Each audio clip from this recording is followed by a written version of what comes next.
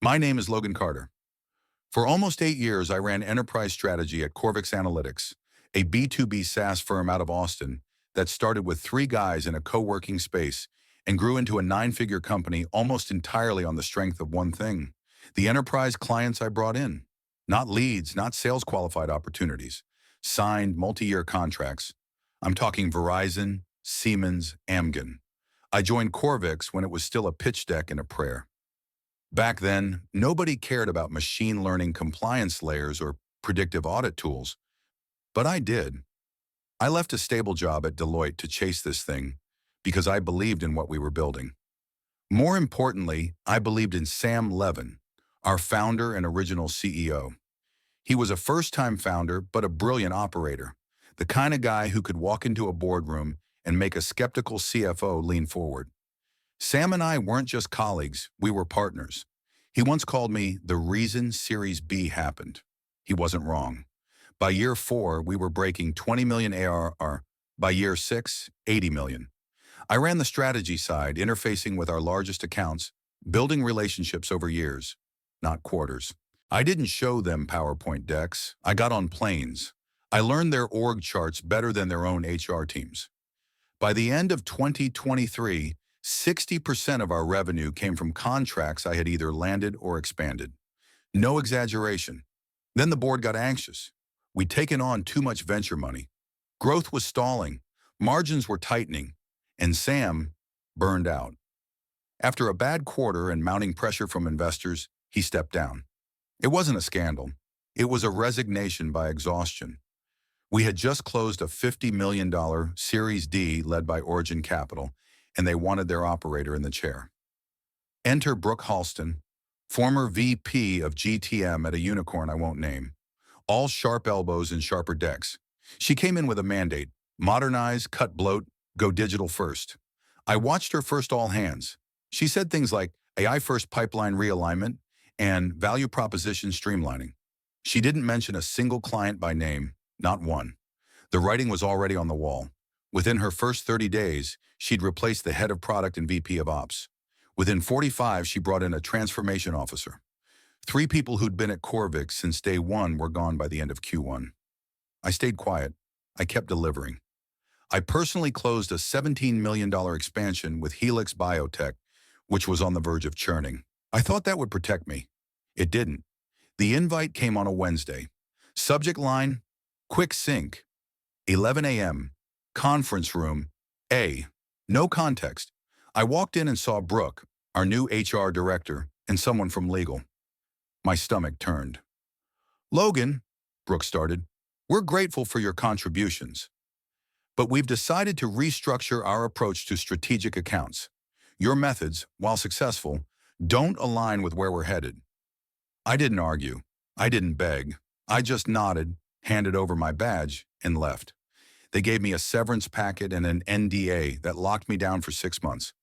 I couldn't work with or solicit any of Corvix's clients. I couldn't even reach out to prospects I'd been cultivating for years. They thought they were protecting themselves. What they didn't realize was that most of those clients only stayed because of me. I sat in my car for 2 hours. I didn't call my wife. I didn't talk to anyone. I just stared at my phone. 1 missed call from Mark Cho, my point of contact at Helix. 2 more from Jenna at Paradigm Systems. I didn't answer. 3 days later, I got an email. Subject: "Where are you?" It was from Jenna. Her message was short: "No one's responded to our Q2 implementation requests. We were promised white glove treatment. Are you gone?" I didn't reply. The truth was, I didn't know what I was yet. Fired, freed, forgotten. Over the next week, the messages kept coming. Quiet pings from procurement directors, CTOS, VPS of risk, all asking the same thing in different ways. "Where's Logan?" I said nothing. I honored the NDA. I didn't respond. I didn't need to, because then something interesting happened.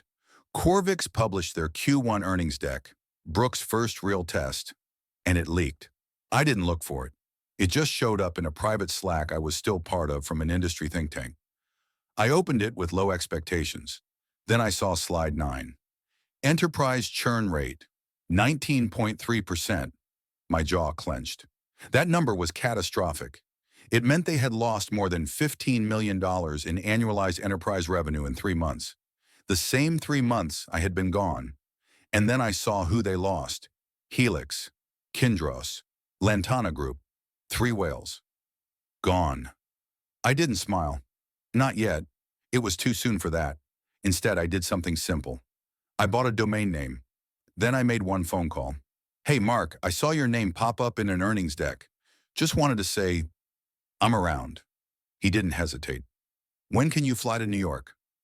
Mark Cho didn't ask about the NDA. He didn't care. His company had just cut a $17 million check to Corvix 3 months ago, and they hadn't received a single strategic update since. The VP they assigned in my place? A guy named Bryce, 28, never met a client in person, sent decks instead of scheduling calls. I flew to New York the next morning. No slide decks, no agenda, just a single-page memo titled, If I Were Still Running Strategy. Mark laughed when he saw it. This feels illegal, he said. It's not. I'm not offering services, just sharing opinions. As a friend, Mark poured 2 whiskeys. It was 10:42 a.m. By the time I left his office, we'd mapped out a 90-day contingency plan. If Corvix dropped the ball again, he'd have cause to terminate the contract under the Strategic Execution Clause. I didn't ask for anything. I just said, you know where to find me. That was how it started. I didn't build a company, not yet. I built a room, quietly, carefully, a closed signal group of 8 former clients who were all at risk of churning. They weren't defecting. They were waiting, watching Corvix fumble. And fumble it did. By the end of Q2, enterprise churn climbed again, 26%. I didn't gloat, I just listened. Jenna from Paradigm reached out directly, said she was concerned about roadmap inconsistencies. Alan from Veritech was reassessing long-term alignment. Brooke, meanwhile, was busy giving interviews to Forbes about modern SaaS ecosystems. She hadn't met a single legacy client. She called the old model dinosaur logic. I called it revenue. I didn't advertise, I didn't post. I just made coffee with people who missed being treated like they mattered. Then came the phone call I didn't expect. It was Sam. Hey, he said. I hadn't spoken to him in 4 months. You have time to talk? I did. We met at a dive bar in East Austin. He looked rough, tired, like someone who'd finally realized stepping down didn't solve anything. I shouldn't have left like that, he said. I let the board steamroll me. You were burnt out. I should have fought for you. I shrugged. Doesn't matter now. Sam leaned in. I think you're building something, or at least planning to. Am I wrong? I didn't answer. He smiled. You know they're watching you, right? Legal's been asking questions. They think you're behind the churn. I sipped my drink. I'm not behind it. I'm just not preventing it anymore. He laughed bitter. You know what Corvix really was? You, me, a few true believers. Now it's a spreadsheet with a logo. I looked at him. What do you want, Sam? He didn't hesitate. In. Whatever you're doing, I'm in. That night I called Jenna, then Alan, then Mark, then 3 more. I wasn't pitching. I was asking a question. What if there was a firm that actually gave a damn? Not a vendor, a partner, a strategy collective run by people who'd lived it. No junior VPs, no offshore decks, just smart, quiet operators solving real problems. 5 said yes. I filed paperwork the next morning. Alter Strategies. No website, no public launch. Just a discreet LLC with a client list that read like a VC fund's dream journal. I didn't need many, just the right few. 3 weeks later, Corvix launched a counter-campaign. Corvix Next, Reinventing Enterprise Strategy. Glossy microsite. Quotes from Brooke about next-gen enablement. I recognized one of the client logos in the carousel, except that client had called me 2 nights before to say they were terminating next month. The site stayed up for 9 days, then it vanished. I never mentioned it. I didn't need to. The work spoke for itself. Altour wasn't loud, it was lethal. Targeted precision. We weren't trying to scale. We were trying to rescue, and that's when the board noticed. One of my clients forwarded me an internal memo. Brooke was preparing a legal strategy. She wanted to sue me for intentional interference. Problem was, I never contacted anyone first. They all came to me. Then I got an email from a Corvix board member. Subject, private conversation request. I knew what that meant. This is where I pause the story for just a second. If you're enjoying it so far, and you want to hear more stories like this, about betrayal, revenge, and how the quiet ones win, subscribe to the channel. It helps more than you know. Now back to Logan. The board member's name was James Elliott. He'd been with Corvix since the beginning. Never liked me much. Always thought I was too founder loyal. We met at a hotel bar near the airport. Neutral ground. He skipped pleasantries. You're building something that threatens us. I said nothing. We can't prove you violated the NDA. But if this continues, we'll be forced to take action. I stirred my drink. Then you better hope your house is cleaner than mine. James leaned forward. Brooke is losing control. We're considering options. That was the tell. They weren't here to warn me. They were here to negotiate. You want me back? I asked. He didn't answer. He didn't have to. I stood up, dropped a business card on the table. It didn't say CEO. It just had my name and an address. We don't need to be enemies, James said quietly. I looked him in the eye. We're not. You already lost. You just don't know it yet. The cease and desist letter arrived the next day. Emailed at 5:12 a.m. Eastern, BCC'd to 3 of my known clients. Bold, sloppy. It claimed I had breached my NDA, that I had actively solicited Corvix clients, that I was engaged in a campaign of interference. It read like a threat from a company trying to scare people who knew better. I didn't flinch. I forwarded it to my attorney, David Lynn. He's been doing this longer than Brooke's entire professional career. He called me 3 hours later. You're fine, he said. They've got nothing. But they want a reason to bury you in litigation. They're not trying to win. They're trying to exhaust. I paused. Then let's make it expensive. David smiled through the phone. That's my favorite kind of defense. We filed a countersuit for defamation and tortious interference. I also included an affidavit from Jenna at Paradigm. She'd recorded a call without my knowledge where a Corvix VP said I'd stolen their client. She never left Corvix because of me. She left because they failed to deliver a single promised dashboard feature 3 months in a row. The board started bleeding, quietly, but consistently. 5 weeks later, I got a call from inside. Jason Liu, senior sales engineer, still at Corvix, one of the last old-timers. He didn't waste time. They're planning something. What kind of something? They're going to leak false client data to your firm.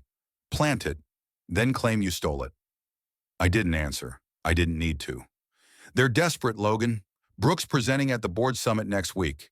If she doesn't turn numbers around, she's gone. That night I met with Sam. We took a walk through Zilker Park, no phones. I told him what Jason said. He shook his head. This is what happens when people who've never built anything try to defend what they don't understand. I don't want to just survive this, I said. I want to end it. Sam looked over. Then you need to let them implode themselves. That's when the idea clicked. Altour had been operating quietly, strategically. I hadn't said a word publicly. Not one LinkedIn post, not one announcement. But what if I changed that? Not a direct statement, just a truth bomb. I ghost wrote an op-ed. The myth of modernization, why tech's obsession with reinvention destroys value. It didn't mention Corvix. It didn't mention Brooke. It just listed every mistake she'd made and called it common startup failures. It went live on a Thursday morning. By noon, it had 42,000 views. By Friday, it hit 130,000. Every VC operator and client I'd ever known sent a version of the same message. This is about Corvix, right? I never confirmed. I didn't need to. Brooke did it for me. She went on a podcast the following Monday and ranted about a toxic ex-employee sowing misinformation and clinging to the past. The internet exploded. The board went silent. Clients started dropping publicly. Paradigm issued a press release announcing their strategic partnership with Altour, then Helix, then Veritech. I didn't ask for it. They just did it. I knew what came next, the board meeting. Sam still had a contact inside. Anita Dale, the only board member who'd ever pushed back on Brooke. She called him the night before the vote. "She's gone," she said. "There's just one problem." "What?" "They want to bring Logan back." Sam told me everything. That night I didn't sleep. Not because I was anxious, because I was calculating. Bringing me back would look like victory, vindication. They'd throw money, power, titles. But it would also make me responsible for saving their mess. And I didn't want to save Corvix. I wanted to watch it collapse, on its own weight, from the inside. I declined the invitation to discuss re-engagement opportunities. Formally, on legal letterhead. They were stunned. Then the panic started. That week, 7 more clients left. 3 employees resigned. One insider, Jason again, leaked a board memo to a journalist from TechLedger. The headline the next day: Corvix leadership meltdown. CEO ousted after mass exodus. The article named names, clients, quotes, failures. The digital-first agenda was over. Brooke disappeared. No statement, no apology. Just a locked LinkedIn account. 2 days later, I got a call from James Elliott. Again. This time he didn't threaten. He begged. "We're open to a partnership between Corvix and Altur, shared resources, strategic synergy." I didn't say anything. "Logan," he said, "we're hemorrhaging." "You know how to fix this," I finally replied. "I did. You fired me." Silence. Then, "What would it take?" I told him. "Everything." He paused. "What does that mean?" "It means I don't want a seat at your table. I want the table burned, and I want the ashes sent to my office." He didn't reply. Then he hung up, and that's when I smiled. I knew they'd come back one last time. Cornered people always do, but I didn't expect them to send her. Brooke. 3 weeks after her removal, I got an email from her personal account. Subject: "Just talk?" I ignored it. A day later, I got a call from an unknown number. I answered without thinking. "Logan, please." Just her voice made my skin tighten, but I stayed quiet. "I know what you think of me," she said, "and I don't blame you, but I want to talk. No agenda, no pitch." "I'm listening. Meet me. One time. That coffee shop on 3rd, tomorrow morning. 9 a.m. She hung up. I didn't want to go. Every instinct told me to leave it behind. But I went anyway. Not because I owed her anything, but because I wanted to see what failure looked like on someone who once called my work obsolete. She was already there when I arrived. Black coffee. No laptop, no pretense. "You're not going to record this?" she asked. I raised an eyebrow. "Should I?" She shook her head. "A number, I just want to say something." I let her talk. "I was wrong," she said. "About a lot. I thought I understood enterprise. Thought I could apply tech playbooks to relationship business. I couldn't. I failed." I said nothing. She looked at me. "They want to blame me. That's fine. But you and I both know this was never just about me. The whole system is broken." I leaned back. "So fix it." She laughed, not bitterly, almost sadly. "You already are. Altur is what Corvix was supposed to be." Then she paused. "I want to help." I nearly choked on my drink. "You think I'd ever—" "No," she interrupted. "Not like that. I don't want a role. I want to make it right. I've got decks, docs, audit trails. If you ever want to take them down permanently, you'll need what I have." I stared at her. "Why now?" "Because I finally see what you were trying to build, and because no one wins alone." Then she slid a USB across the table. "No strings. Do what you want with it." She stood. "Good luck, Logan. You won." She walked out without looking back. I left the USB untouched for a week. Didn't even plug it in. Part of me didn't care anymore. But curiosity is a powerful thing. What I found changed everything. Internal memos, fabricated client metrics, staff emails suggesting targeted account sabotage, a spreadsheet labeled attrition plan, legacy clients. They'd planned to force churn from every client connected to me, drive them out, blame the loss on misalignment, rebuild with cheaper clients. But it backfired, because those clients were the company. This wasn't incompetence, it was sabotage. And now I had proof. I met with David, my attorney. If we go public, I said, this doesn't just kill their revenue, it kills their valuation. He nodded. It'll destroy their next round, possibly trigger clawbacks. Will it come back on Brooke? Number She protected herself. It'll land on the board. I leaned forward. Let it. We didn't leak it. We sent it directly to the investors. Every Series C and D firm. Each one received a custom envelope, audit trail, printed summaries, and one simple message. Due diligence matters. Altur no logo, no signature, just silence. For a week. Then the fallout began. Origin Capital pulled their board seat. Scion Group released a statement distancing themselves from legacy investments. A new interim CEO was named. A finance guy with no product background and zero client experience. The press called it a tactical cleanup. I called it collapse. That same week, Altur signed our 12th enterprise partner, then our 13th. We doubled headcount, moved into permanent space, and I made one last call. To Sam. Let's go for a walk. He met me at Zilker again. Same path, same time. They're done, I said. For real this time. He nodded. And you? I'm just getting started. He smiled. How does it feel? I thought about it. The years, the meetings, the betrayals, the exile. It feels in quiet. We kept walking. Then my phone buzzed. A text from a number I didn't recognize. We heard you might be building something better. We want in. No name, just that. I showed it to Sam. He nodded. That's going to happen a lot. I smiled. That night I stood in the new Altur office alone. Just me and the hum of quiet machines. I looked out the window at the city lights and thought about all the places we'd been written off. All the rooms where I'd been called too slow, too old school, too relational. Turns out people don't want faster dashboards. They want someone who calls them when the numbers dip and says, I'm already fixing it. The next morning I got an email from Corvix Legal. One line. Effective immediately, the NDA is void. No further action will be taken. No apology, no explanation, just a white flag. I walked to my desk, opened my laptop, and drafted one more message. To every client who had ever worked with Corvix under my watch. Subject. Altur is open. We're ready when you are. I hit send. Then I made a pot of coffee.